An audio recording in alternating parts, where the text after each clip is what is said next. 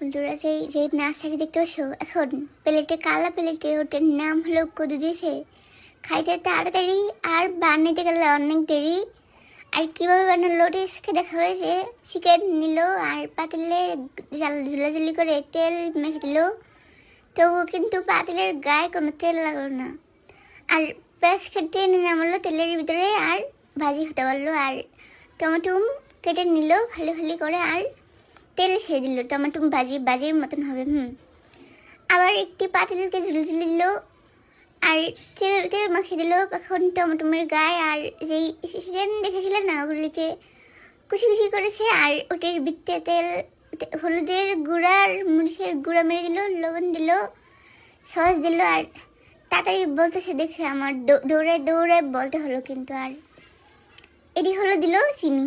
আর দেখতে পেলে ঝিরিঝিরি করে পানি, ঝিরিঝিরি করলো মতন পানি দিল আর রেখে দিল। আর এটি হলো একটি আদা গুলেছে আর আদার দলাকে চিপি চিপি করে কেটে দিল আর ছোটো ছোটো রুটির মতন করে বানালো। আর এটি দিল হলো ডিমের কুম আছে না, কুসুম বলে যেটি, ওটি হলো দিল। আর একটি প্লেটে তেল দিয়ে ওদেরকে নামিয়ে দিল।